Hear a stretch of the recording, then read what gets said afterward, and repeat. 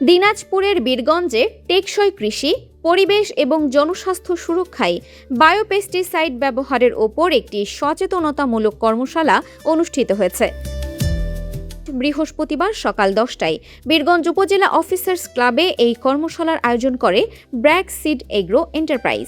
কর্মশালায় প্রধান অতিথি হিসেবে উপস্থিত ছিলেন বীরগঞ্জ উপজেলা কৃষি অফিসার মোহাম্মদ শরীফুল ইসলাম।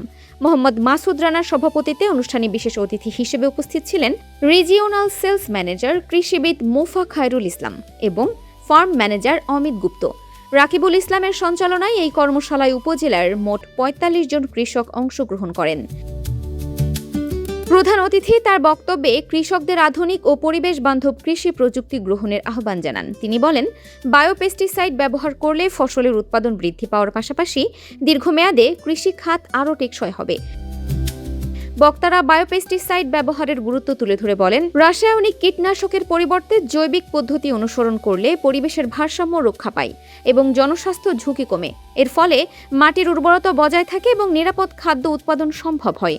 কর্মশালাটি অংশগ্রহণকারী কৃষকদের মাঝে ব্যাপক আগ্রহ সৃষ্টি করেছে এবং তারা ভবিষ্যতে বায়োপেস্টিসাইড ব্যবহারে আরও সচেতন হওয়ার প্রতিশ্রুতি ব্যক্ত করেছেন। Dinajpur TV multimedia desk.